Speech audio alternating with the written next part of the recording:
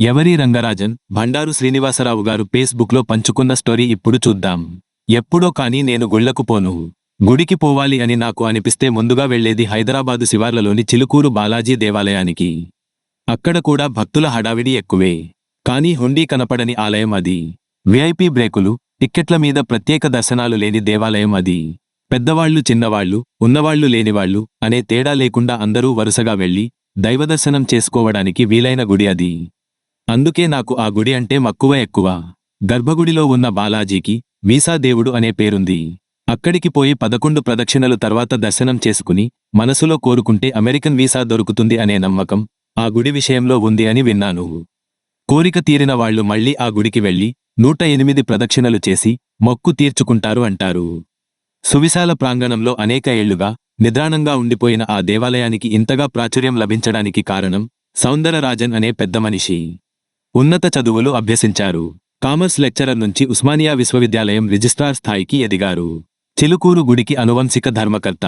Retire అయిన తర్వాత అదే దేవాలయంలో ప్రధాన అర్చక వృత్తి స్వీకరించారు. దేవాలయాలు ప్రభుత్వ అధీనంలో ఉండరాదని దశాబ్దాలుగా సాగిస్తున్న ఉద్యమానికి ఆయన వన్ మ్యాన్ ఆర్మీ. నేను రేడియోలో పనిచేసే రోజుల్లో ఆయన తరచుగా మా దగ్గరకు వస్తుండేవారు. అనేక ఆధ్యాత్మిక విషయాలు చర్చిస్తూ ఉండేవారు. ఆయన కుమారుడే సౌందరరాజన్ రంగరాజన్. ఈ వ్యాసానికి స్ఫూర్తి. తండ్రిలాగే ఆయన కూడా విద్యాధికుడు. ఎప్పుడైనా ఆ గుడికి వెళ్లినప్పుడు తండ్రి కొడుకులతో మాట్లాడడం నాకు ఓ వ్యాపకంగా మారింది. పెద్ద చదువులు చదివి ఈ వృత్తిని ఎంచుకోవడంలో ఏదైనా కారణం ఉందా అని అడిగినప్పుడు రంగరాజన్ ఎన్నో విషయాలు చెప్పుకుంటూ పోయారు. అవి ఆయన మాటల్లోనే చూద్దాం. మా ఇంట్లో ముగ్గురం అబ్బాయిలమే. నేను నడిమివాణ్ణి. నేను చదువుకున్నదంతా క్రైస్తవ మిషనరీ బడుల్లోనే. అక్కడి దేవుని ప్రార్థనా గీతాలు అలవోకగా పాడేవాణ్ణి. టీచర్లు నా చేత సంస్కృత శ్లోకాలు చెప్పించుకుని ఆనందించేవాళ్లు. నుదిటిమీద పెద్దగా నామాలు పెట్టుకునే బడికి వెళ్లేవాణ్ణి. క్రైస్తవ పాఠశాలలైనా సరే ఈ విషయంలో అక్కడెవరూ నన్ను ఆక్షేపించింది లేదు. ఆ పరమత సహనమే నా వ్యక్తిత్వాన్ని తీర్చిదిద్దిందని చెప్పాలి. ఇంజనీరింగ్ పూర్తయ్యాక చెన్నైలో ఒక ప్రైవేటు కంపెనీలో ఉద్యోగం.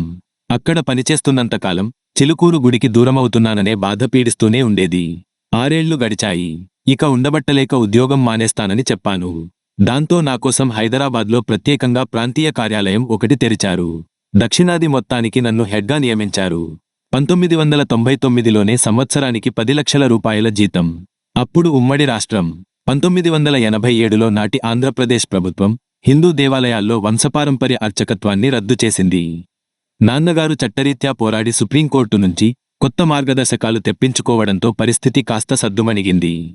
1995 తర్వాత ఆలయానికి భక్తుల తాకిడి పెరగడంతో దేవాదాయ శాఖ దీన్ని సొంతం చేసుకోవాలనుకుంది. మా గుడిని యాదగిరిగుట్టకి అనుబంధ ఆలయంగా మార్చాలనుకుంది. అప్పుడు నాన్నగారు సుప్రీంకోర్టు మార్గదర్శకాలు చూపించి వాదించారు. అప్పుడు ఓ అధికారి ఇలా అన్నారు: సౌందరరాజన్ గారు, మీ అబ్బాయిలు ముగ్గురూ ఇంజనీర్లు. వాళ్లు ఇక్కడికొచ్చి అర్చకత్వం ఎలాగూ చేయరు. ఇక దేనికండి మీకీ వారసత్వపు హక్కుల గురించిన ఆరాటం అని అన్నారు. ఆ మాటలు నన్ను ఓ కొరడాలా తాకాయి. ఆ రోజే నిర్ణయించుకున్నా నాన్నగారి వారసత్వాన్ని నేనే ముందుకు తీసుకెళ్లాలని. నాకప్పుడు 35 ఏళ్లు. మంచి జీతం, ఇంకా మంచి భవిష్యత్తు ఉన్న ఉద్యోగం. ప్రేమించి పెళ్లాడిన భార్య. చీకు చింతాలేని సంసారం. ఇంత మంచి ఉద్యోగం వదులుకుని అర్చకత్వం చేస్తారా అని నలుగురూ నవ్వారు. ఎవరేమన్నా అర్చకుడిగా నా ఆహార్యం మార్చుకుని ఆలయంలోకి అడుగుపెట్టి హారతి పళ్ళెం అందుకున్నాను. రోజూ దేవుడికి సమర్పించిన నైవేద్యం మాత్రమే నా ఆహారం. ఆధునిక వస్త్రధారణ వదిలేసి అలా మారిపోయిన నన్ను చూసి మా ఆవిడ మొదట్లో వచ్చే కన్నీళ్లని దాచుకునేందుకు విఫలయత్నం చేసేది. ఆదాయం లేకపోవడంతో అప్పటిదాకా ప్రైవేటు బడుల్లో చదువుతున్న పిల్లల్ని తెచ్చి కేంద్రీయ విద్యాలయంలో చేర్చాను.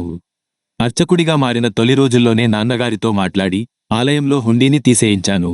విప్ దర్శనాలు, టిక్కెట్టు దర్శనాలు లేకుండా ఆలయానికి వచ్చే భక్తులందరూ సమానమేనని ప్రకటించాను. ఇప్పటికీ అదేతూ తప్పకుండా పాటిస్తున్నాం. ఏ ఆదాయమూ లేదు కాబట్టి దేవాదాయ శాఖకి మా ఆలయం మీద ఆజమాయిషీ చలాయించే అవకాశం లేకుండా పోయింది.